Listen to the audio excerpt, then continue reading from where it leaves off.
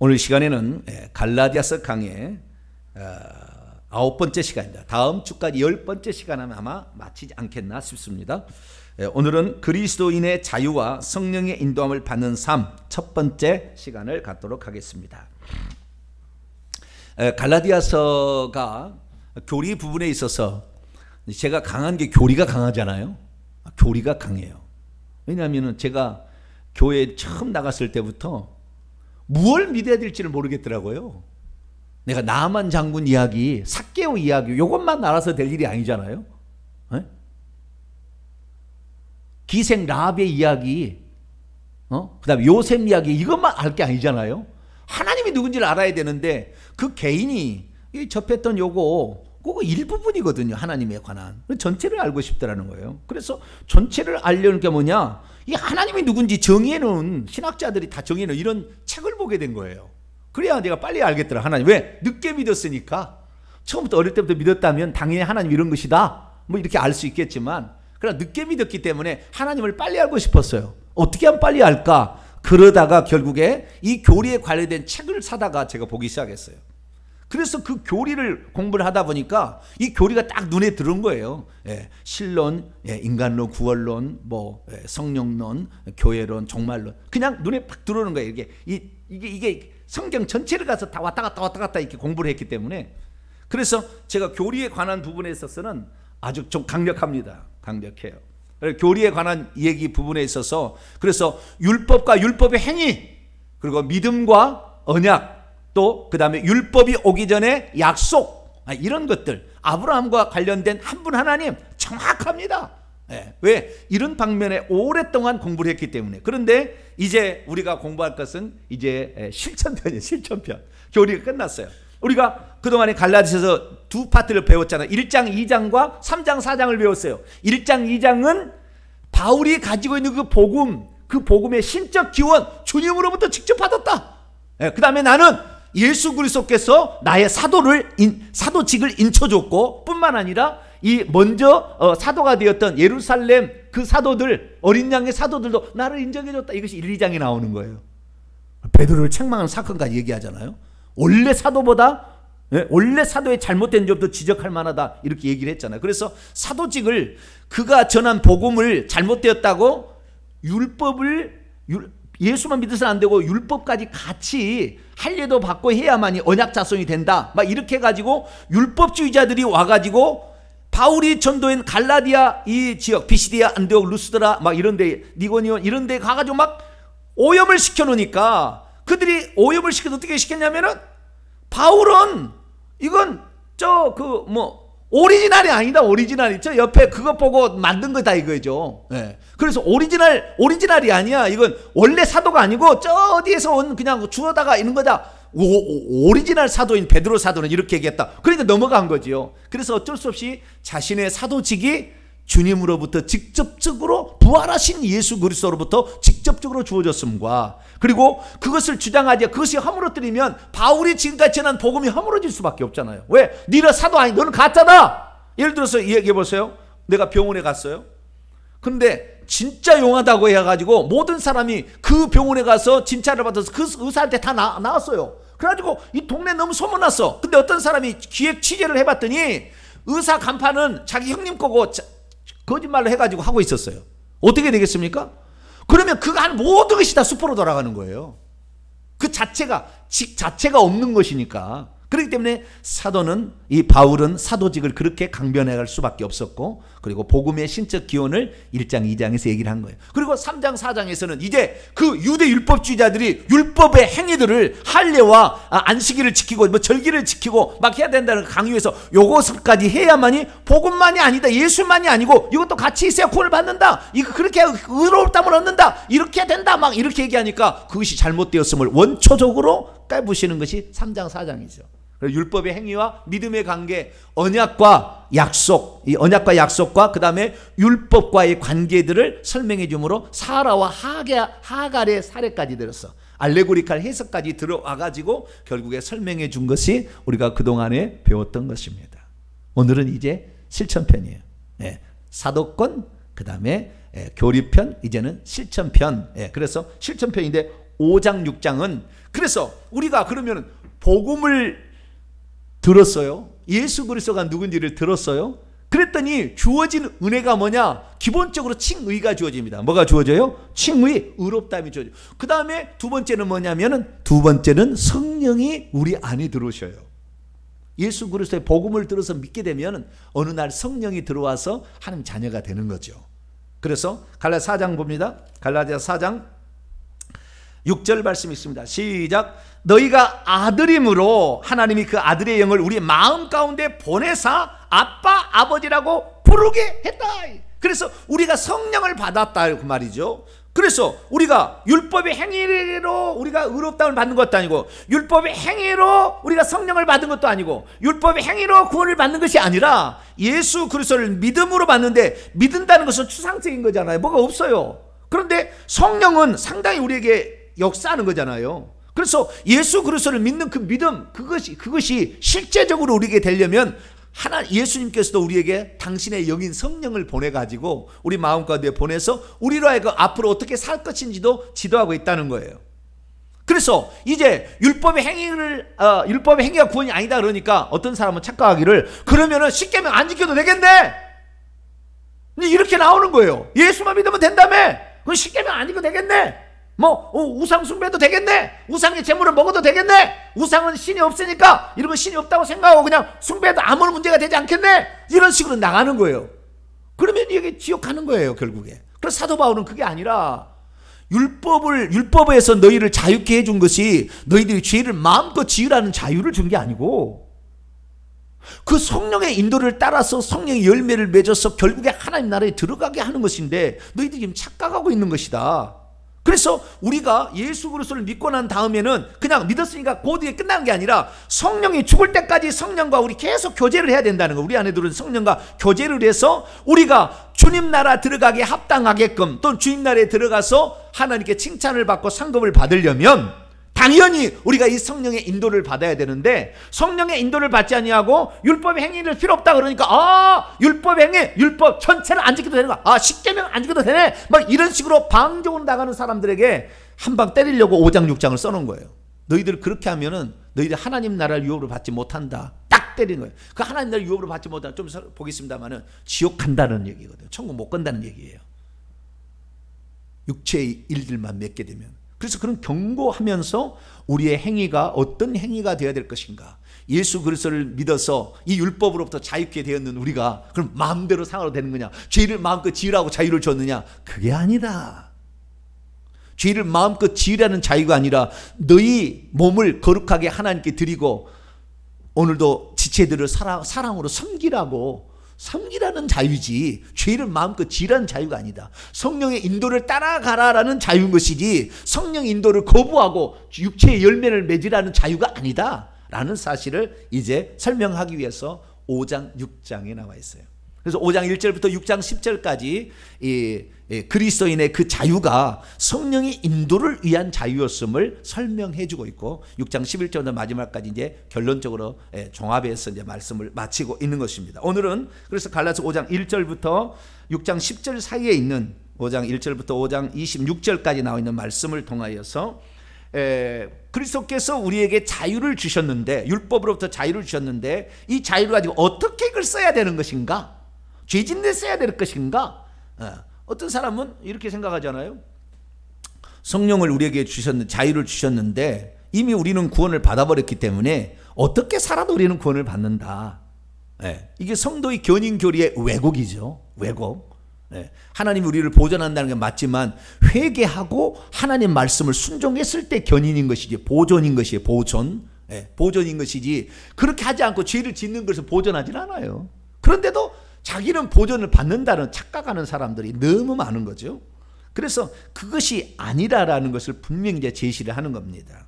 그래서 5장 1절부터 우리가 이제 공부를 하게 될 텐데 이 5장 1절부터는 크게 두 가지만 우리가 신경 쓰시면 됩니다. 5장 1절은 대선언이에요. 그리스도인의 자유 대헌장이라고 불리를 만한 엄청난 대선언입니다. 5장 1절은 선언이고 5장 2절부터 12절까지가 한 파트고 13절부터 6장 10절까지가 한 파트예요. 근데 6장은 이제 오늘 나눴기 때문에 5장까지만 보는데 5장 2절부터 12절까지 그 파트는 뭐냐? 한마디로 이거예요. 무엇으로부터 우리가 자유를 얻은 것인가?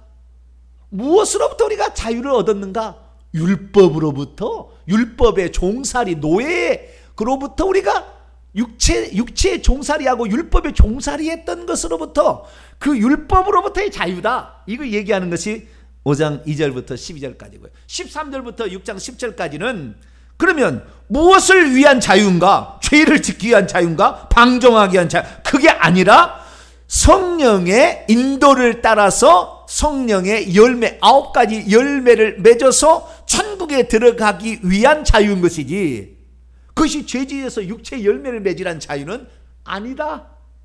그 착각하지 마라. 이 내용이 바로 무엇을 위한 자유인가? 이것이 이제 5장 14절부터 6장 10절까지 나와 있는 그 내용으로 이 두 가지를 딱 들으시면 정리가 딱 될 겁니다. 그래서 5장 1절 선언부터 시작해서 그리스도인의 자유에 대해 헌장, 이 자유, 우리가 이 자유를, 프리덤, 이 자유죠. 이 자유가 어떤 자유인가? 사실 우리가 이 자유를 이제 공부를 하려면은 자유의지에 대해서 알아야 돼. 자유의지. 자유라는 게 다른 게 아니에요. 내가 의지가 있다는 거잖아요. 내 의지대로 행동할 수 있다는 게 자유거든요. 내가 이렇게 하면 이렇게 하고 이렇게 하면 이렇게 한다는 거 아니에요. 청와대인가? 아니야. 광화문에서 집회를 할 건가 말 건가, 할 수 있는가 없느냐, 이거 없다면 자유가 없는 거예요. 아시겠죠? 그런데 코로나 사태라는 이 사태와 맞물려서 그러면 이것을 통제를 받아야 되느냐는 또 부차적인 문제지만, 자우지간 이게 자유가 있느냐 없느냐, 이게 아주 중요한 거예요. 그러면 자유를 가지고 마음대로 청와대 가서 마음대로 때려 부시고 막 화염병 던지고 지난번처럼 막 차를 에다 끈을 묶어가지고 막 떨어 내려가서 뭐 대포를 쏘고 막 이런 자유가 아니라고요. 그러니까 어떤 그 자유가 뭔지에 대해서 우리가 알아야 되는데, 그 자유는 자유의지인데요. 원래 우리가 예수 그리스도를 믿기 전까지 우리의 자유의지는 노예의지였습니다. 어떤 의지요? 노예의지. 노예의지라는 건 뭐냐면 죄된 본성에 따라서 끄는 끄대로 갈 수밖에 없는, 그래서 죄를 짓을 수밖에 없는 죄에 노예된 상태의 자유의지이기 때문에 이 자유의지는 놔두면 놔둘수록 계속 죄만 짓는 자유의지예요. 이 자유의지, 우리가 예수 믿기 전에 자유의지예요. 그런데 예수 그리스도를 믿음으로 말미암아 성령이 우리 안에 들어오시게 되면 죄된 본성보다 성령의 소욕이, 죄된 소욕보다 성령의 소욕이 더 셉니다. 더 세지기 때문에 우리가 참된 자유를 얻을 수 있다는 거예요. 그래서 우리가 육체의 소욕을 따라갈 거냐, 성령의 소욕을 따라갈 거냐, 이제 우리 스스로가 결정할 수 있는 어느 정도의 많은 자유의지가 우리에게 들어오는 것입니다. 예수 믿지 않는 사람은 전혀 그게 도덕적인 것이 없어요. 그래서 이 내노란불이라고 하죠. 자기는 자기의 삶은 자기 가족은 그렇게 안 살아. 그리고는 남한테는 그렇게 살라고 그래. 그거 안 하면 뭐 벌금 물린다고 그래. 이따위 식으로 하는 것이 뭐예요? 이건 불신자들은 어쩔 수 없어요. 왜? 죄된 본성이기 때문에 자기는 괜찮고 남은 잘못된 거죠. 이런 식으로 나가는 거예요. 그래서 이 예수 그리스도를 믿지 않는 사람들은 죄된 본성에 노예의지가 있기 때문에 그렇게 갈 수밖에 없으나, 우리 그리스도인들은 다르다는 거예요. 성령이 들어왔잖아요. 새로운 생명이 또 들어온 거예요. 부모로부터 물려받은 이 죄된 본성의 생명에다가 성령, 예수 그리스도, 하나님 아버지의 생명이 우리에게 들어와요. 또 다른 생명이 들어와 있는 거죠. 그래서 우리가 이 자유의지가 가졌다는 것이 이 성령의 인도를 따라가는 자유인 것이지, 옛날에 죄를 자기 마음대로 짓고자 했던 그 육체를 따라가라는 자유의지가 아니었던 거죠. 왜? 죄를 짓게 되면 죄의 노예가 될 수밖에 없고, 그래서 죄의 싹은 사망일 수밖에 없고, 결국에 하나님과 영원한 분리가 이루어질 수밖에 없기 때문에 그 죄를 마음껏 지으라는 노예의지가 아니고, 이제는 그 자유의지로 거룩하고 선하고 의로운 일들을 감당하기란 자유의지다라는 거죠.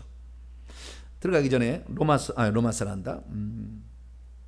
요한복음 8장을 볼까요? 서로 부분을 제대로 이해하면은 뭐 금방 이해가 되는 것입니다.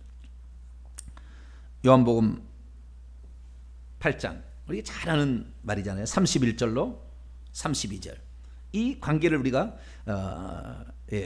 36절까지 제가 풀 건데, 이 말씀을 이해하면은 금방 이제 자유라는 말의 의미를 알 수가 있어요. 31절로 32절 읽겠습니다. 시작.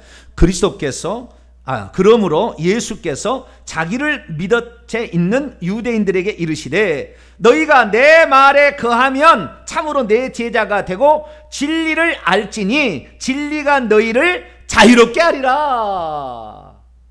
예수님께서 요한복음 14장 6절에 뭐라고 그랬어요? 내가 곧 길이요 진리요 생명이니. 예수님이 그 생명이 있어야 그게 진리고요. 이것이 자유롭게 해주는 거예요. 그러니까 마귀는 죄를 지을 수 있는 자유밖에 없다고요. 지금 타락한 천사 있잖아요. 타락한 천사 귀신들, 이 땅에 쫓겨난 그런 악하게만 행동하는 자유의지가 있지 하나님을 섬기는 자유의지가 없어요. 자유의지가 있기는 있어요. 자유의지가 있었는데 그 자유의지가 완전히 하늘에서 떨어진과 동시에 완전히 악한 본성만을 그래서 우리가 예를 들어서 내가 이 귀신이 들어가서 그 사람이 암병을 줘야 되는데 이 암병을 주면 그 집안이 망하게 생겼어. 그 자식이 죽을 것 같아. 그러니까 귀신이 아이고 불쌍해. 내가 저 집안에는 암병을 줄 수가 없어. 그런 귀신은 없다고 말해. 그런 귀신은 저 집안에 풍비 박살을 내리라 이렇게 악한 것만 남아있는 나쁜 것만 남아있는 자유의지지 선을 행할 수 있는 자유. 내가 회개하고 천국 가야 되겠다 이런 자유의지가 없다고 말이에요. 거기는 없다 그 말이에요. 근데 우리 인간도 그렇게 사로잡혀 있었어요. 그러나 이 자유의지 노예의지지만 그 전에 종교개혁자에 잘못 얘기했어요. 노예의지는 노예의지만 한 가지 특징이 있었냐 뭐냐면 그것은 완전히 그러니까 전적 무능력한 자유의지가 아니고 주님이 여기에 오셔가지고 도와주시면 이 죄에 노예된 자유의지에서 해방받을 수 있는 자유의지를 가지고 있었어요. 그 정도로 됐다. 그러니까 이것이 마태복음 얘기를 빌리자면 우리는 꺼져가는 등불이요. 꺼져가는 등불이요. 상한 갈대요. 상한 갈대인데 완전히 꺾여지지 않았다 그 말이에요. 전적 무능력이 아니라고요.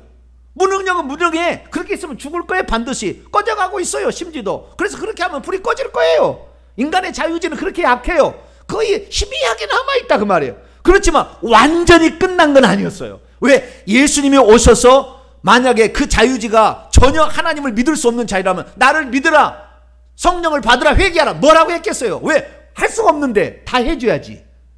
그러니까 우리의 노예의지는 맞기는 맞지만 루터도 노예의지론을 펼지만 잘못한 거예요. 왜? 완전히 이 루터의 노예의지를 칼빈이 받아가지고 전적 무능력이라는 교리를 만들었어요.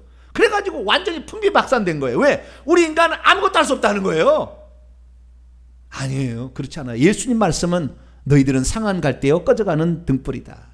그렇게 얘기한 거예요. 그래서 노예의지이지만 주님이 우리에게 은혜를 베푸시면 반응할 수 있을 정도로 누구든지 목마르거든 내게 와서 나를 마시라. 마실 수 있으니까 마시라고 오라고 했겠죠. 초청을 하겠죠. 전혀 할 수 없다면 다 줄 수밖에 없다 그 말이에요.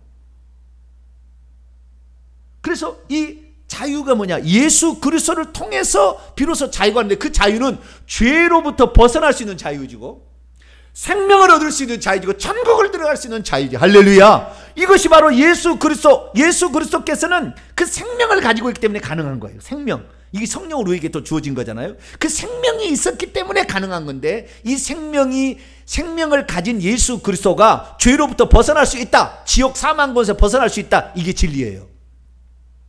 그래서 예수 그리스도께서 그것이 진리인 것을 그것만이 진리는 하지만 그 내용도 진리인 거예요. 그래서 그 사실을 이 땅에 가르쳐 주려고 이 땅에 오셨죠. 그래서 나를 믿는 자는 어둠에 다니지 아니하고 생명의 빛을 얻으리라. 이렇게 얘기를 한 거예요. 32절 말씀은 잘못됐어요. 번역이. 진리를 알게 되면 진리가 너희를 자유롭게 하리가 아니라 너희가 내 말에 거하면 진리를 알게 될 것이다. 장차예요. 장차 중간태 미래니까 너희 스스로가 주의 말씀을 들어서 거하게 되면 너희가 스스로 장차 진리가 뭔지를 알게 아하 이렇게 살아야 되는구나. 이것이 바른 것이었어 라는 것을 알게 된다는 것이지 진리를 알게 되면 진리가 너희를 자유케 하는 것이 아니라 내 말에 주님의 말씀에 거하면 진리를 알게 될 것이 있고 그리고 그 다음에 그러면은 진리가 너희를 자유롭게 해준다 그 말이에요. 진리도 알게 될 것이고 주의 말씀에 가면 두 가지 은혜가 있는 거죠. 세 가지가 있는 거죠. 참 내 제자가 될 것이고, 여기 될 것이 아니라 여기 현재 능동태니까 참 제자가 지금 되고 있다라는 것이고, 진리를 알게 될 것이고, 그 다음에 진리가 너희를 자유롭게 해줄 것이다. 이 세 가지가 있는 거예요. 그래서 우리는 예수 그리스도를 통해서만 자유가 옵니다. 할렐루야. 그분만이 생명을 가지고 온 유일한 독생자잖아요. 그분을 통하지 않고는 인간은 아무리 뛰어나도 절대 자유롭지 않아요. 죄로부터 절대 자유롭지 않아요.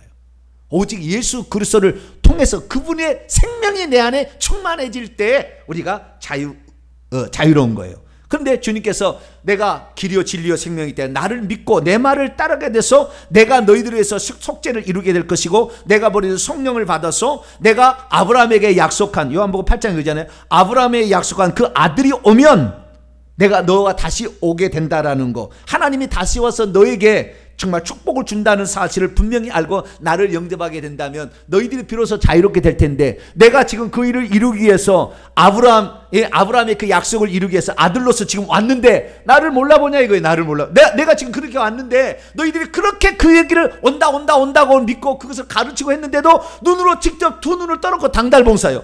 눈을 뽀물어도 너희들 보지 못하느냐. 너희들이 내 말을 듣고 이것을 깨닫고 이해하고 회개하고 나를 믿게 된다면 자유롭게 될 텐데. 그러니까 그들이 뭐라고 하냐. 아이 또 당달봉사예요. 당달봉사 뭔지 아시죠? 눈을 번이 떴는데 못 보고 있는 사람을 당달봉사라고 그래요. 당달봉사 아시나? 못 들어보셨나요? 들어보셨죠? 당달봉사. 지금 세대는 모를 거예요, 이 단어를. 근데 옛날 우리는 그걸 썼어요. 눈은 뜨긴 떴는데 못 보는 사람을 당달봉사라. 그러니까 유대인들이 뭐라고 했냐. 33절. 그들이 대답하되 우리가 아브라함의 자손이라 남의 종이 된 적이 없는데 어찌하여 우리를 자유롭게 할 것이다, 우리가 자유롭게 될 것이라고 말하느냐. 예수께서 대답하시되 진실로 진실로 너희에게 이르노니 죄를 범하는 자마다 죄의 종이라. 종은 영원히 집에, 천국이에요. 영원히 집에 거하지 못하되 아들은 영원히 거하나니, 그러므로 아들이 와서, 유일한 아들, 지금 예수님은 살아계신가 유일한 아들이에요. 아들이 와서 너희를 자유롭게 해준다면 너희가 참으로 자유롭게 될 것이다. 그래서 지금까지 뭐요? 아브라함에게 약속을 통해서 아들이 와서 진짜 자유롭게 해준다, 생명을 주어서 하나님 자녀가 되고 속죄를 통해서 죄로부터 벗어나게 해준다 약속을 했지만 자기가 죄인지를 몰라. 그래서 이스라엘 민족을 구출해낸 다음에 율법을 줘가지고 죄가 뭔지를 가르쳐줬다는 말이에요. 그래서 율법에, 모세의 법을 통하여, 율법을 통해서 계속 죄가 뭔지를 알고 있었으나 나중에 시간이 지나니까 그 죄가 나를 더 얽매여서 내가 꼼짝 못하게 생겨버렸어요. 꼼짝 못하게. 그래서 오히려 하나님께서 죄를 깨닫게 해줄 그 말씀이 이제는 인간을 꼼짝 못하게 하는 멍해가 돼버렸어요. 그래서 예수님께서 오셔서 너희들이 그 멍해를 벗어날 수 있는 유일한 방법은 나를 통하여 성령을 받아서 그 하나님의 생명이 너희 안에 충만함으로 내가 이 생명으로 말미암아 죄를 짓지 않고 사는 것처럼 너희들도 그 생명이 충만해져야만이 진정한 자유가 있다. 진정한 선을 택할 수 있는 자유가 있다라고 주님께서 말씀하시는 것이죠. 그래서 이 요약하자면 인간은 전부 다 노예 의지예요. 근데 완벽한 노예 의지는 아닙니다. 주님이 은혜를 베푸시면 반응할 수 있을 정도로, 네가 나를 믿고 나를 따라오라 할 때 영생을 얻게 하여 내게 오지를 아니하는 그런 자유도 있어요. 마음의 문을 내가 문을 두드리노니 문을 열 수 있고 안 열 수 있고는 우리의 자유지예요. 그러나 문을 열게 된다면 우리가 주님의 은혜를 받을 수가 있는 거죠. 속죄를 받을 수 있고, 그런 자유지인데, 그런 자유지였다가 이제 성령을 믿고 듣고 믿음으로 말미암아 성령을 받게 된 사람들에게 이 자유지는 이제는 엄청나게 큰 자유지로 지금 바뀐 거예요. 그게 예수 믿지 않는 사람은 천향지, 예수 믿지 않으면 죄의 종으로 살 자유지고, 우리 그리스도인들은 이제 하나님의 뜻대로 살 수 있는 자유지가 팍 들어와 버린 거예요. 이것이 더 크다고 말이에요. 좀 이따 얘기했습니다. 이거 더 커요. 이 자유지가 더 커. 그래서 우리는 이제 이 자유지를 가졌는데 이 자유지를 갖고 있음에도 불구하고 죄를 계속 짓겠느냐? 죄가 더 즐겁고 좋을 수 있어요. 그래서 그렇게 가면은 결국에 너희들은 종은 영원히 집에 율법을 속박해서 벗어나지 못하게 된다고 한다면 결국에 계속해서 너는 종으로 살 수밖에 없고 종으로 산 자는 결국에 집에 거하지 못, 천국의 집에 거하지 못한다. 상속자가 되지 못한다 라는 걸 얘기하는 거죠. 다시 원문으로 돌아와서 갈라디아서 5장입니다.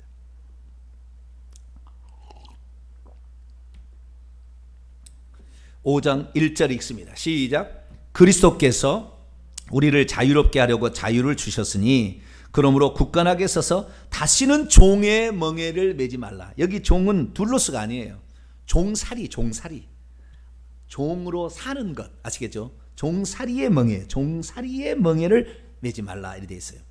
그리스도께서 우리를 자유롭게 하려고 자유를 주셨어요. 왜? 그래서 5장 2절부터 12절까지 말씀에 무엇으로부터 자유인가? 율법에 얽매인 우리의 얽매인 것으로부터의 자유다는 거예요.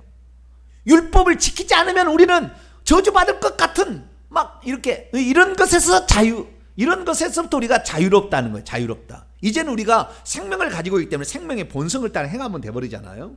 그런 자유의지가 있다는 거예요. 그래서 그리스도께서 우리를 자유를 주셨는데 그 자유를 어떻게 주셨느냐? 그리스도께서 주셨다. 이게 중요한 거예요. 누가요? 그리스도께서 주셨다. 이 나라의 대통령이 자유를 주는 게 아니고 무슨 유엔 연합 사무총장이 주는 게 아니고 저 미국 트럼프가 주는 게 아니고 그리스도께서 우리를 자유를 주신다. 할렐루야. 이게 핵심이에요. 이게 핵심이에요. 자, 그러면 이 우리가 갈라디아 4장에 배웠지만 우리가 두 종류의 여자를 비교했잖아요. 율법의 노예가 된 하갈과 그 다음에 자유로운 여자인 사레의 비유를 통하여 누구의 밑에 있느냐에 따라서 결국에 하나는 아들로서, 여기는 아들이 아니라 종으로서 종살이에서 쫓겨나고 상속을 받지 못해서 하갈 이스마엘은. 그런데 사레와 이삭은 여기는 자유 있는 여자, 언약, 하나님 약속을 믿고 이건 육체를 따라갔잖아요. 언약을 믿었던 사라는 그 언약을 믿음으로 말미암아 낳은 자식 이삭이 예수님을 의미하는 거예요. 이삭이 예수님을 예비한. 왜? 그 이삭이 결국에 십자가의 제단에 창세기 22장이 바쳐지는 거 똑같은 거예요. 아브라함이 아버지를 의미하는 거고 이삭은 예수님을 의미하고 야곱은 성령을 의미하는 거예요. 그래 예표하는 것인데 이 자유 있는 여자는 약속을 믿고 가야 되는데 이 원래 사라가 약속을 못 믿었잖아요. 그래서 여보 우리가 자식을 못 낳는데 내 애굽에 여종이 하나 있어. 거기 들어가서 자식을 낳자 우리가. 그렇게 해가지고 육체를 따라가도록 잠시 허용을 해줬어요. 그랬더니 이스마엘을 낳으니까 나중에는 이 원 부인을 막 무시를 하고 그렇잖아요. 이 자식을 낳았다고. 네. 그러다 나중에 하나님께서 언약 약속을 이 회개를 아브라함이 중간에 회개를 하죠. 할 일을 행해서 다시는 육체를 따라가지 않겠다. 회개를 하고 그 다음에 이제 그 회개를 하니까 하나님께서 1년 뒤에 자식을 주는데 이삭을 줬잖아요. 근데 이삭이 크자 이 이스마엘이라는 그 첫째 아들이 둘째 아들이 이삭을 희롱을 해요. 희롱했다는 것은 원문을 보면 동성애 하려고 했다는 말이에요. 원문을 들어가 보면 동성애를 하려고 한 거예요. 어린 동생을. 그러니까 쫓아내버리게 하는 거예요. 쫓아내버려요. 더 이상에 있으면 안 되겠다. 왜? 이런 타락한 문화, 소돔과 고모라의 문화잖아요. 이런 문화를 어디서 배웠는지 이스마엘이 그 문화를 따라가게 된 거예요. 그래서 이걸 쫓아내버리고 왜? 이런 자식은 자식이 아니다라는 거예요. 그래서 쫓아내버리고 자유 있는 여자, 그 약속을 믿어서 약속대로 하나님 이루신 것을 믿고 따른 자의 자식이야만이 하늘나라를 상속받을 수 있다는 것을 우리가 4장에서 배웠어요. 4장에서. 그래서 그리스도께서는 뭐냐? 바로 그 아브라함의 약속, 내가 내게로 돌아오리니 그러면 내게 아들이 있으리라 하는 그 아들, 그래서 여자에게서 나게 하신 그 여자에게서 나게 한 그 아들이 그리스도다. 그래서 그리스도가 이제 진짜 오셔가지고 예표로만이 아닌 진짜 실제가 오셔가지고 그리스도께서 자유를 주셨으니까 이 예수 그리스도를 통해서 우리가 자유롭게 되는 사람이 된다라는 거예요. 그래서 그리스도가 우리를 이제 자유롭게 해줬다. 그래서 우리는 율법의 멍에로부터 이제는 벗어나게 되었다. 그런데도 계속 율법을 지켜야 된다. 할 일을 행해야 된다. 그래야 의롭다함을 얻는다. 이런 식으로 계속 얘기를 하니까 5장 2절부터 12절까지 해서 그게 아니다. 율법의 악성을, 심각성을 얘기를 해주는 거예요. 자, 5장 2절부터. 보라, 나 바울은 너희에게 말하노니 너희가 만일 할례를 받는다면 그리스도가 너희에게 아무 유익이 없으리라. 왜? 그리스도를 통하여서 구원받는 것이 아니라 다른 것도 추가가 돼야 된다고 하니까 이게 전부 이단이에요. 그리스도가 안 돼서 나의 피가름으로 된다. 문선명이죠. 재림주를 통해서 된다. 안상홍이죠. 이런 식으로 이단이 되는 거예요. 거기다 추가하면 이단이 돼요. 예수 그리스도 말고 마리아를 통해서 가야 된다. 그게 이단인 거예요. 하나님의 어머니 장길자를 통해서 가야 된다. 이게 이단인 거예요. 그래서 여기에 할례를 받는다면 그리스도 말고, 이건 구약의 예표인데, 예표를 가지고 이 할례는 세례를 말하는 거예요, 사실은. 근데 그거 육체만 할례만 하면은 우리는 아브라함의 자손이다. 그래가지고 너희가 예수 그리스도를 믿어도 하나님 자녀가 될 수 없고 아브라함처럼 할례를 받아야 된다. 육체 할례만 주장하는 그 할례파들이죠. 그런데 그렇게 해서 할례를 받는다면 그리스도의 공로를 무효화시키는 수밖에 없다. 그리스도께서 율법의 저주로부터, 갈라디아 3장 13절, 율법의 저주로부터 우리를 속량하기 위해서 십자가에 죽으셨는데 그 죽으신 것을 무효화시킨다라고 말하는 거죠. 그래서 3절, 내가 할례를 받고 있는, 현재 받고 있는요, 현재 분사예요. 받고 있는 각 사람에게 다시 증언하노니 그는 율법 전체를 행한 의무를 다 가진 것이지 할례만 달랑 행해서 되는 건 아니다. 율법 안에서 의롭다함을 얻으려는 너희는 그리스도에서 장차 그리스도부터 끊어지고는 과거성 되니까 그리스도가 끊어졌고, 와 이거 무섭네요. 아이고 끊어져 버린 은혜에서 떨어졌던 자다. 와 이거 엄청납니다. 떨어질 것이 아니고요, 끊어진 것이 아니고 율법 안에서 다시 의롭다 하면은 끊어진 거예요. 끊어진 거. 아 엄청나네. 그리스도로부터 끊어지는 거예요. 이런 일들을 자행해서는 안 되는. 그래서 율법의 해악성을 얘기를 하는 거예요. 그 율법은 우리가 얘기했지만 죄를 깨닫게 하는 것이고, 어렸을 때에 우리에게 바른 길을 인도하는 초등학문, 몽학선생, 초등교사, 초등원리로서의 기능을 한다고 그랬죠. 그런데 이제 어른이 되어가지고 이제 상속자가 되었는데도 계속해서 초등학생처럼 살려고, 엄마 오늘 뭐 할까요? 나이가 40이나 처먹은 자식이, 엄마 오늘 어떻게 할까요? 엄마 오늘 내야 돼요? 말아야 돼요? 오늘 이 서류를 내야 돼요? 말아야 돼요? 그럼 되겠어요? 안 되겠어요? 에? 엄마 나 직장 취직해야 될까요? 말아야 될까요? 지가 잘 알아서 취직해가지고 엄마 용돈 드려야지. 맨날 물어보고 자빠졌어. 그러면 될까요? 안 될까요? 안 되죠. 지금 나이가 몇 살인데 그렇게 안 된다는 거예요. 그래서 5절, 우리가 성령으로 믿음을 따라, 우리는 성령으로 믿음을 따라 이제 의의 소망을 기다릴 자다. 그래서 그리스도 예수 안에서는 할례나 무할례나 효력이 없다, 힘이 없다. 사랑으로서 역사하는 믿음뿐이다. 그러니까 할례를 받았냐 안 받았냐가 중요한 것이 아니라 사랑을 가지고 믿음대로 행하는 이것이 힘이 있는 것이다 라고 얘기하는 거예요. 그걸 조금 더 확대하면 13절에 나와요. 13절 읽습니다. 시작. 형제들아 너희가 자유를 위하여 부르심을 입었으나 그러나 그 자유로 육체의 기회를 삼지 말고 오직 사랑으로 서로 종노릇하라. 네. 그래서 이 사랑으로서 역사할 수 있는 그런 자유의지를 준 것이지, 율법에 다시 들어가서 거기에 노예 생활을 종살이를 하라고 자유의지를 준 것은 아니다. 그러니까 여러분 우리가 알아야 될 게 뭐냐면, 오늘날 이거 알아야 될 게 뭐냐면은, 제가 이제 이렇게 기도하십시오, 기도합시다 이렇게 얘기하잖아요. 근데 제가 개인적으로 전화할 때까지 절대 안 나온 사람이 꽉 찼어요. 이건 이제 전화하면은 권사님이 돼가지고 기도도 안 나옵니까? 그리고 전화하면 나올 게 안 나올까요? 나오겠죠. 그건 종살이 하는 거예요. 종살이. 기도합시다 그러면은, 오! 주님이 나를 지금 성령으로 주의 종을 통해 나에게 지금 책망을 하시는구나. 빨리 나와야지. 빨리. 네. 그런 식으로 해야 돼요. 내가 종처럼 살면은요, 상이 없다는 걸 알아요. 상속받을 것이 없다는 걸 아셔야 돼요. 하나님의 자녀랄지라도. 자유의지를 써서 내 의지를 통해서 하나님께 어떻게 내가 할 것인가. 그 믿음대로 하는 거예요. 믿음대로. 어떤 사람 믿음의 분량이 적고 어떤 사람 믿음의 분량이 큰데, 그 사랑을 가지고 사랑을 통하여 역사하고 있는 그 믿음. 내가 이 교회를 사랑하고 주님을 사랑한다면 내가 이렇게 해야지. 내가 자식을 위해서 이렇게 기도해야지. 이런 식으로 스스로 해나가야 된다는 거예요. 그런데 이제 책망하는 겁니다. 너희가 다름질 달리기를 잘하고 있었는데 누가 너희를 막아 방해를 했느냐? 그래서 진리를 순종하지 못하게 해버렸느냐? 그 권면은 너희를 부르신 하나님에게서 난 것이 아니라 하나님에게서 난 것이 아니다.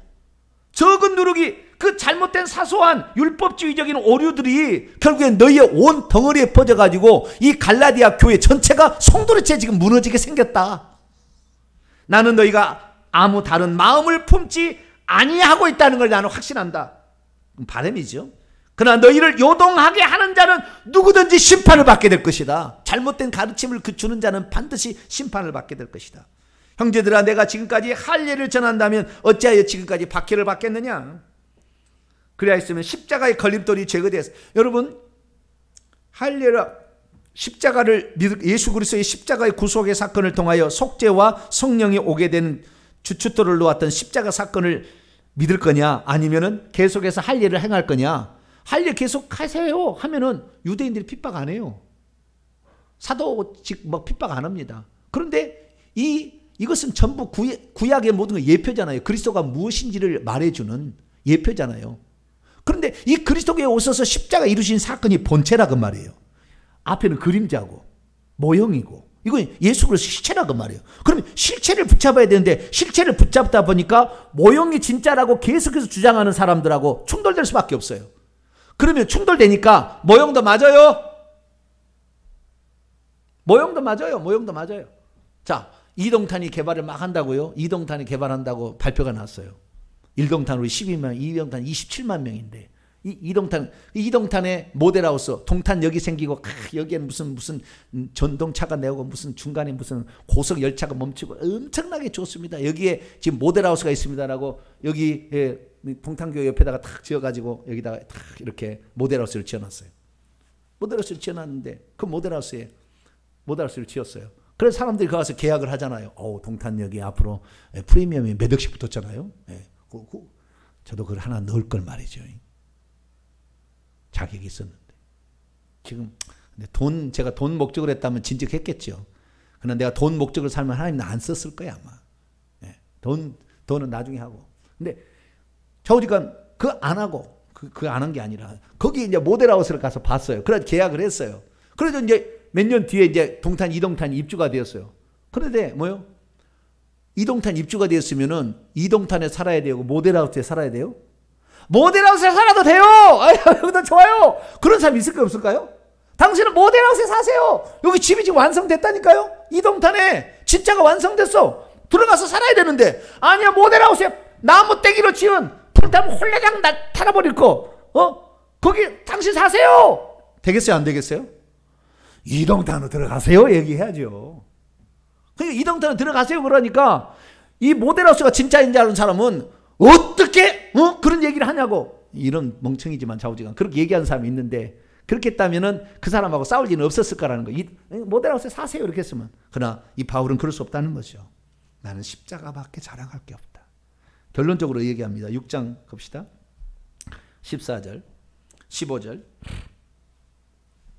시작. 그러나 내게는 우리 주 예수 그리스도의 십자가 외에 결코 자랑할 것이 없으니 그리스도로 말미암아 세상이 나를 대하여 십자가에 못 박히고 내가 또한 세상에 대하여 그러하리라. 할례나 무할례나 아무것도 아니로되 오직 새로 지으심을 받는 것만 중요해. 새로 지으심은 성령, 생명을 통한 새 창조를 일어난 그 성령의 사람, 이것이 중요하다라는 것을 말하고 있는 것이죠. 12절 너희를 어지럽게 하는 자들은 스스로 베어버린다. 이게 베어버린다가 무슨 말입니까? 이게 고추를 잘라버리라 그 말이에요. 그러니까 이게 무슨 말입니까? 스스로 어지럽게 하는 사람은 영적인 문제죠. 영적으로 어떻게 하라? 거세하라 이거잖아요. 거세하라 이런 거예요.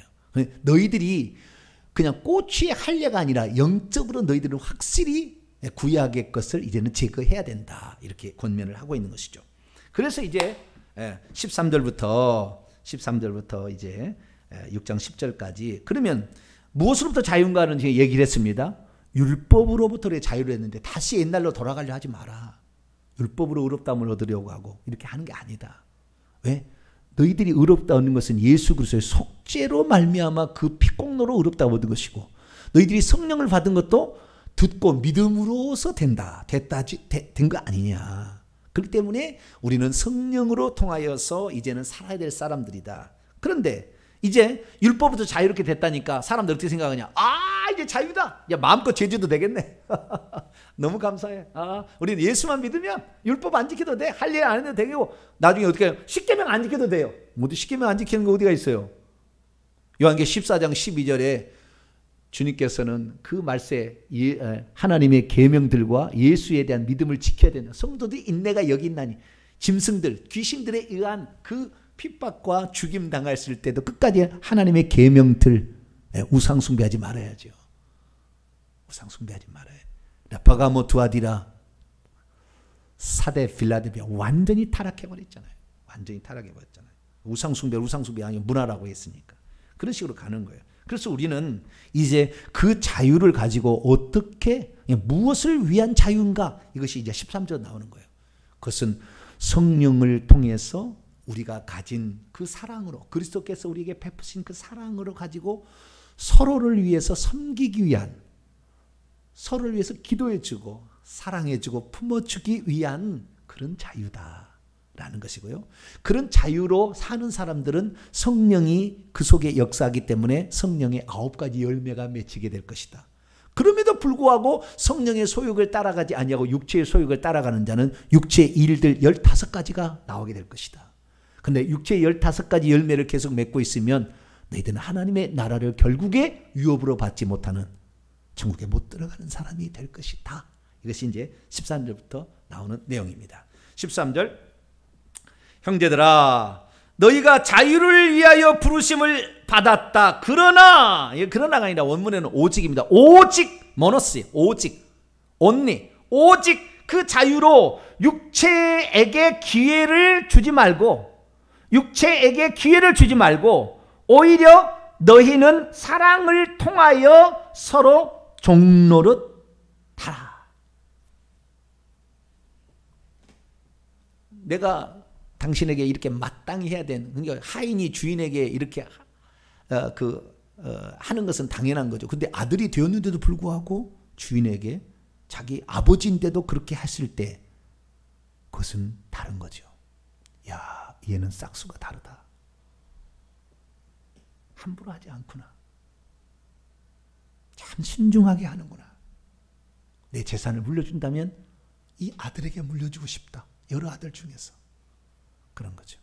그래서 우리가 그 자유를 가지고 함부로 둘째 아들처럼 허랑방탕히 쓰는 것이 아니라 그것으로 정말 성령의 인도를 따라가는 삶을 사는 것이 이것이 결국에 이웃을 사랑하라고 하나님을 사랑하라고 준 것이라는 걸 알아야 된다는 거죠. 그래서 14절 온 율법은 내 이웃 사랑하기를 내 자신과 하신 말씀, 이 말씀이 이루어졌어요. 로마서 13장 10절을 보면은 사랑은 율법의 완성이라고 그래요. 그래서 우리가 누군가를 사랑해서 그를 섬기고 그를 위해서 희생하는 것만큼 귀한 건 없어요. 그러나 만일 서로 물고 먹는다면 피차 멸망할 수밖에 없다. 그래서 우리는 이웃을 사랑하라. 우리에게 주어진 이 자유지로 사랑하고 섬기라는 자유지지 이것을 가지고 육체의 기회를 얻어서 마음껏 육체의 본성을 따라 행하라는 것이 아니다라는 거죠. 그러면서 16절에 이제 얘기하기 좀 더 확대해 나갑니다. 그러니까 자유지가 어떤 자유지나 사랑으로 서로 종노라는 자유지고요. 성령의 인도를 따라가는 자유지다. 이 두 가지를 얘기하는 거예요. 13절과 16절에 우리에게 자유의지는 사랑으로 서로 종노라는 자유지, 그 다음에 성령의 인도를 따라가는 자유지다. 이렇게 얘기하는 거예요. 16절 내가 이르는 너희는 성령을 따라 행하라 걸어가라 그리하면 육체의 욕심을 이루지 아니하리라. 육체의 욕망은 성령을 거스리고 성령은 육체를 서로 반대한다는 거죠. 이 둘이 서로 대적함으로 너희가 원하는 것을 하지 못하게 하려 함이라. 그러나 너희가 만일 성령의 인도하시는 바가 된다면 율법 아래 있지 아니한다. 자, 누가 시켜서 만약 하고 있다면 이건 율법 아래 있는 사람이에요. 그러나 시키지 않아도 내가 오늘 이렇게 하겠다. 오늘 계획을 세워서 교회를 위해서 내가 이렇게 하겠다. 복음을 위해서 내가 이렇게 하겠다. 우리 가족을 위해서 내가 이렇게 하겠다고 정하게 나간다면 이 사람은 성령의 인도를 따라가는 사람이에요. 왜? 지금도 중요합니다. 성령과 내 영이 어떤 관계에 있는지를 잘 알아야 돼요. 갈라디아서에 1장부터 6장까지 성령이라는 단어가 개역 성경에는 나옵니다만은 단 한 구절도 성령은 없습니다. 성령이 없어요. 하기아스 푸르마가 없어요. 하기오스 푸르마가 없습니다. The Holy Spirit이 없어요. The Spirit 아니면 Spirit이에요. 그냥 영 아니면 그 영이에요. 이 갈라디아서예요. 그런데 우리가 이 갈라디아서를 통하여서 우리가 알아야 될 건 뭐냐면, 바울이 얘기하고 있는 로마서와 뭐 다른 데도 이제 에베소 다 얘기합니다만은, 그 성령과 그 다음에 영인데, 여기는 성령이란 말이 없어요. 원래는 다 성령 없는데 번역을 그렇게 해놨어요. 의역으로서는 맞을 수 있어요. 의역으로는. 그러나 본질은 그게 아닙니다. 본질이 그게 원문은 그게 아니기 때문에 놓칠 수 있는 중요한 포인트가 있어요. 원문을 직역하지 않고 성령이라고 의역해보므로 말미암아 우리가 얻는 것은 내 안에 생명을 가지고 들어오신 성령을 우리가 따라가는 것이 전적으로 옳다라는 것에, 그것이 죄를 짓지 않는 것이다. 그것이 하나님이 기뻐하는 것이고 하나님의 뜻을 이루는 것이다. 이것은 맞아요. 그런데 그것이 성령이 아니라는 거예요. 성령이. 원문에는 성령이 아니라는 거예요. 그래서 이 성령이 아니다는 이 사실 자체를 우리가 알아야만이 이 갈라디아서에 나와 있는 성령의 인도에 관한 정확한 뜻을 알 수가 있는데, 그것을 오늘날에 제가 볼 때 99%를 잃어버렸습니다. 그 뜻을. 원문에 가르쳐준 영의 인도 또는 그 영의, 원문을 보면은요, 그 영도 아니에요. 영의 인도예요. 영의 인도. 자, 18절을 봅니다. 18절. 너희가 만일 성령의 인도하시는 바, 성령의 인도 되는 거예요. 수동태입니다. 현재 수동태. 성령이 인도 되는 것인데, 성령이 아니라 더 스피리트도 아니에요. 그 영도 아니고 정관사가 안 붙었어요. 아예 그냥 영의 인도하시는 바가 된다면 율법 아래 있지 아니하리라 이렇게 돼 있어요. 영의 인도를 받게 된다고 한다면, 그럼 우리는요, 영이 아주 중요하다는 걸 알아야 되는데, 이 영이 아주 중요하다는 걸 알아야 돼요. 사람은 육체의 영으로 구성되어 있잖아요. 육체는 이 땅의 흙으로 만들었어요. 물질적인 건 이 땅의 것이에요. 하나님의 만든 피조된 것에서 가져온 거예요. 그러니까 물질적인 건 썩어지고 없어질 거예요. 여기 물질은 없어질 거예요. 나중에 다 불에 타서 없어질 거잖아요. 그러나 영은 이 땅에서 만들어진 게 아닙니다. 사실은 영은 하나님이 그때는 에덴 동산에 오셨잖아요. 직접. 그래서 하나님 입에서 숨을 내셔서 영을 넣어준 거예요. 그러니까 이 영이라는 것은 하나님으로부터 직접적으로 오는 거예요. 육체는 이 땅의 물질적인 2차적인 거예요. 물질적인 거, 2차적인, 이건 없어질 거예요. 근데 영은 직접적으로 온 거예요. 그렇기 때문에 예수 믿지 않는 사람들 있잖아요. 예수 믿지 않는 사람들의 영이 얘기하는 걸 들어보면 전부 거룩한 열망이에요. 나 죄 지으면 안 되는데, 나 이렇게 하면 안 되는, 다 영이 그렇게 말하고 있어요. 통역을 해보면, 영이 말하는 걸 통역을 해보면, 예수 안 믿는 사람도 그래. 영은, 나 이렇게 하면 안 되는데, 이렇게 하고 있다 그 말이에요. 그러니까 영은 벌써 하나님도 왔기 때문에 거룩한 열망을 가지고 있어요. 그런데 마귀가 와서 속였잖아요. 너 선악을 알게 하는 나무를 따먹으면 하나님처럼 된다는 말이 쏙 넘어가요. 하나님처럼 된다는 말이 쏙 넘어가요. 거짓말하는 요한복음 8장 44절 거짓말의 아비한테 넘어가 버렸어요. 그 따먹자 그 육체에 그 따먹어서 그 죄된 본성이 들어옴으로 말미암아 죄된 본성이 가득한 인간이 되어버렸기 때문에 영은 숨도 못 쉴 상태로 조그만 콩알 정도 수준으로 축소되어 버렸어요. 그래서 육체의 본성이 인간을 지배하게 되고 권력 있고 힘있는 자가 지배하게 되고 세상은 그렇게 흘러가는 거예요. 그런데 이 영의 사람 다 있는데 그 영은 하늘의 나라를 들어가고 싶은 소망이 있어. 왜? 우리는 하늘나라 또 왔기 때문에 다시 하늘나라로 본향 찾아가는 열망이 있는 거예요. 그래서 그 영이 하늘에 대한 소망을 가지고 있는데 불신자는 단 한 사람도 자기의 의지나 생각으로 그 사실을 전혀 몰라요. 나는 예수 믿고 천국 가야 되는데, 나는 죄 지으면 안 되는데, 나는 지금 지옥 가고 있는데, 이거 큰일 났다 이렇게 하는 것을 불신자들은 아무도 듣지 못해. 영이 완전히 이 육체의 본성에 완전히 휩쓸려 있어서 완전히 뒤덮여 있기 때문에, 특별히 예수 믿지 않는 사람들은 귀신이 머리에 혈관처럼 아주 그냥 뱀들이 딱 지배하고 있기 때문에 생각 자체를 못하게 딱 막아버렸어요. 그러니까 이 세상 사람들은 예수 그리스도를 믿어야 된다는 필요성도 모르고 누가 들려주지 않으면 절대 모르는 거예요. 누가 깨우쳐주지 않으면 모르는 거예요. 그 그런데 그 영에게 여러분 성령은 어디에 들고 귀신은 어디에 들고 알아야 돼요. 이 마태복음 12장 43절에 하면은 귀신이 내가 나온 내 집으로 돌아가리라 하고 와서 봤더니 비고 소리에 그 인달보다 더 크고 악한 7 영을 가지고 들어간다. 내가 나온 내 집으로 다시 돌아가리라. 그 사람 속에서 나왔거든요. 사람 속이 귀신의 집이라. 고린도서 3장 16절에 너희가 하나님의 성령인 것과 하나님의 성령이 너희 안에 거하는 것을 알지 못하느냐. 또한 성령도 우리 성령의 집이래요. 그러면 사람이 육체와 영혼으로 구성되어 있는데 귀신은 어디에 들어오고 성령은 어디에 들어오느냐. 귀신은 육체 속에 들어오고요. 성령은 영 속에 들어옵니다. 현격한 차이가 있는 거예요. 장소가 달라요. 우리 속은 속인데 보이지 않잖아요. 육체의 본성은 안 보이잖아요. 육체 속에 있는 본성은 안 보여. 그러나 이 육체에 죄된 본성이 들어가 있는 것은 육체 속에 들어가 있는 것이고, 그러니까 귀신이 우리 속에 들어왔어도 전부 이 살 속에, 위장에, 이런 뼈 속에 이런 데 들어있는 거예요. 뼈는 잘 안 들어갑니다. 이제 보니까 귀신은 이 위장 또는 뭐 심장에 많이 들었어요. 머리, 이게 대뇌, 여기 엄청 고래 이런 그 골 사이에 다 삐집고 들어가 있어요. 다 실처럼 다 이렇게 들어가 있다고요. 그렇지만 영 속에는 못 들어가. 귀신이 아무리 뛰어나도 하나님 허용을 안 하는 거예요. 영은 오직 하나님의 성령만 들어가게 돼 있다고요. 자, 고린도서 6장. 오늘 이게 다 얘기를 못할 것 같아서 제가 오늘 설교 제목을 뭐라고 그랬어요? 그리스도인의 자유와 성령의 인도함을 받는 삶 1이라고 했어요. 다음 주까지 이게 계속해 나가야 돼요. 그래서 한 대까지 하다가 다음 주에 계속 넘어갑니다. 자, 고린도서 6장. 우리가 이걸 이 영에 관한 이야기를 거의 설교하지 않아요. 그래서 영을 잘 몰라요. 사람들이. 뭐 가르쳐 준 사람도 없고 잘 어려워. 이게 되게 어려워서 그러는 거예요.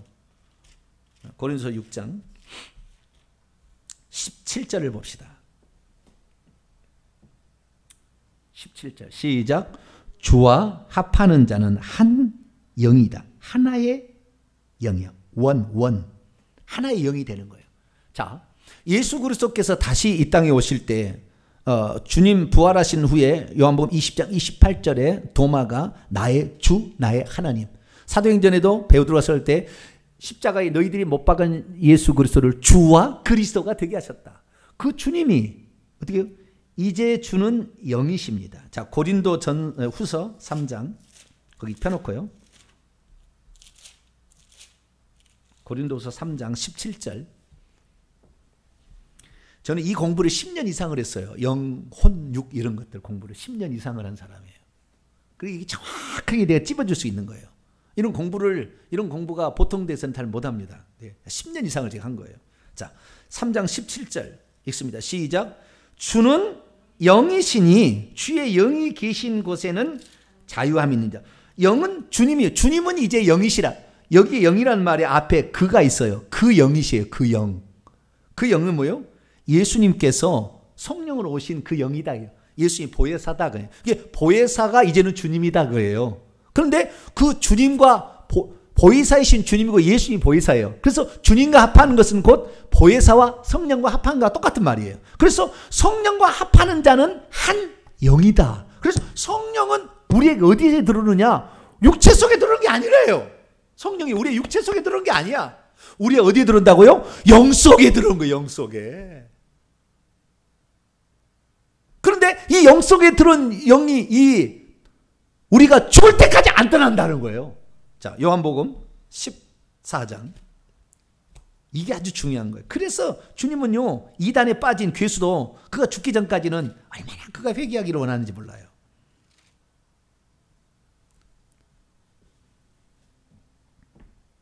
이만희도 예수님이 진짜 많이 찾아가서 회개시키고 있을 거예요, 지금. 근데 끝까지 거부하면 지옥 가겠지만 그도 성령을 받은 자였으니까. 자, 요한복음 14장 16절 시작. 내가 아버지께 구하겠으니 그가 또 다른 보혜사를 너희에게 주사 영원토록 너희와 함께 있게 하래. 여기 영원토 에이스톤 아이오나 그 시대까지, 그 세대까지. 정확하게 그 영혼토로 에이수투스 아이오노스 톤 아이오논이 아니에요. 세대들의 세대들까지가 아니라고요. 요한계시록에는 전부 그래 나와요. 세대들의 세대들까지, 시대들의 시대들까지. 여기 그게 아니라 에이스톤 아이오나 그 시대까지, 그 세대까지 떠나지 않는데요. 떠나지 않는다. 그런데 이 보혜사가 또 다른 알로스 파라클레토스, 알로스가 디퍼런트가 아니고 알로스는 어너더예요. 어너더. 같은 종류의 다른, 그러니까 예수님의 또 다른 자기 자신이죠. 그래서 18, 19절 보면은 내가 그와 같이 너희를 버려두지 않냐고 너희에게 오리라. 조금 있으면 세상이 다시 나를 보지 못하지만 너희는 나를 버려. 이 성령이 온친다. 성령이 오신다 그 말이에요. 그래서 보혜사의 오심은 예수 그리스도의 또 다른 오심이에요. 그래서 이 보혜사 성령이 이제 주님으로서 우리에게 오시는데 어떻게 되냐? 우리의 영 속에 오시어서 영과 우리의 영이 하나가 되는 거예요. 그런데 주님이 재림하신 날까지 혹은 우리가 이 땅을 죽는 그날까지 그 영은 우리에게서 떠나가지 않아요. 영에 계속 남아있는 거예요. 계속. 그래서 이 갈라디아서 5장 18절에 나와 있는 만일 너희가 영의 인도됨을 받는다면 너희가 율법 아래 있지 않냐. 영의 인도, 여기에 영은 너희는 이미 갈라디아 성도들에게요. 갈라디아 성도들에게 하는 거예요. 이미 성령을 받은 자들에게 말한 거기 때문에 그 영은 성령과 하나된 영이에요. 이 사람의 영이지만 성령과 하나된 영이지 순수한 영도, 사람의 영도, 불신자들도 나 지옥 가기 싫어 그러고 있어요. 나 예수 믿고 나도 천국 가고 싶어 이렇게 하고 있다고. 근데 몰라. 전혀 모르게 돼 있어요. 성령이 들어와야 깨어나게 돼 있거든. 그런데 이 성령이 이제 그 사람의 영 속에 들어오니까 이 영은 거룩한 열망, 하나님의 뜻을 이루는 열망, 거룩하게 되려고 하고 그 예수님처럼 희생하며 사랑하려고 하는 그런 열망이 이제 생기는 거예요. 생기는 거예요. 그래서 그 영의 인도를 따라가게 된다면 누가 시키지 않아도 내가 교회 청소를 해야 되겠구나. 기도를 해야 되겠구나. 내가 다른 사람 다 안 해도 나 일을 해야 되겠구나. 이 스스로 한다 그 말이에요. 그것이 주님이 원하는 자유의 자유. 그것이 자유예요. 이 죄를 지으라고 마음대로 방탕하게 살아라는 자유가 아니고. 근데 둘째 아들은 돈 주니까 뭐요? 자유다. 돈 다 팔아가지고 허랑방탕해서 이렇게 했잖아요. 그 주님께서 뭐라고 했어요? 그때 주님께서 뭐라고 했어요? 비유를 통하여 아버지가 말하기를 이는 죽었다가 다시 살아났으면 내가 잃었다가 잃어버린 거예요. 아까도 얘기했지만 그리스도에 떨어져 버린 거예요. 그러나 포기하지 않아요. 그가 죽을 때까지. 왜? 죽는 날 성령이 떠나가니까. 에베소서 4장 30절. 이 영과 성령의 관계, 이 관계는 로마서 8장을 다 7장과 8장을 다 이게 설명을 해줘야 이제 이해가 되는 거지만 아웃라인에 제가 설명하고 있는 겁니다. 핵심적인 사항만 다음 주에 계속해서 더 하겠습니다. 30절입니다. 시작. 하나님의 성령을 근심하게 하지 말라. 그 안에서 너희가 구속의 날까지, 구원의 날까지 인치심을 받았기 때문이다. 근심하다 현재의 명령법입니다. 계속해서 근심케 해서는 안 된다. 계속 근심해서는 안 된다. 슬퍼하게 해서는 안 된다. 하나님의 성령을 슬퍼하게 하지 말라. 왜? 구속의 날까지는 안 떠날 거니까. 그래서 성령의 책망을 들으라 하는 거잖아요. 성령의 책망을 들으라. 그가 와서 죄와 의와 심판에 대해서 세상을 책망하시리라. 그래서 이 죄에 대해서 책망을 하시라. 그러니까 우리가 그 책망을 듣고 죄를 회개하고 육체 욕심을 따라가지 말아야 되는데 많은 사람이 지금도 책망을 안 들으려고 해. 자유의지로 성령을 거역하는 거예요. 육체의 본성, 옛날에 옛사람은 육체의 본성대로 살아갔잖아요. 지금은 새 사람이 됐잖아요. 성령으로 말미암아. 새 사람이 됐으면 성령을 따라가야 되는데 옛사람은 옛날 죄된 본성을 따라가는 그게 계속 하려고 그래. 한 번 한 것을 또 하려고 하는 습관이 있어요. 사람은. 지금 코로나로 말미암아 이제 예배 안 드리고 집에서 편히 예배 드리는 습성이 들으면은 이 습성을 따라가려고 하지 다시 굳이 나와서 예배 드리려고 하지 않을 사람이 적어도 20% 이상은 될 겁니다. 앞으로 예배가 다 회복이 돼도 안 나올 사람들이. 죄된 본성 편하려고 하는 악하고 게으른 그쪽에 죄된 본성을 따라가려고 하는 속성이 계속 있는데 여기를 따라가려고 하는 거예요. 우리는 성령과 내 영이 합쳐진 그 영의 인도를 따라갈 수 있게 되길 축원합니다. 요 부분인데요. 요 부분에 더 할 얘기가 있어요. 그것은 다음 주에 계속하도록 합니다. 정리합니다. 그리스도께서 자유를 주셔서 누가 줬냐? 그리스도만 자유를 주는 거예요. 율법은 우리를 얽매이게 했어요. 죄에 매여 있게 만들었어요. 그 못하면 저주받을 것처럼 막 살았어요. 그러나 그리스도께서 오셔서 너희들이 그 저주받을 거 내가 대신 다 받았다. 너희들은 저주받을 것이 없다. 그러나 너희들이 그러면 마음대로 죄질하는 것은 아니다. 율법부터 자유를 주었지만 그 자유를 가지고 사랑으로 종로로 서로 섬기기 위한 것이요.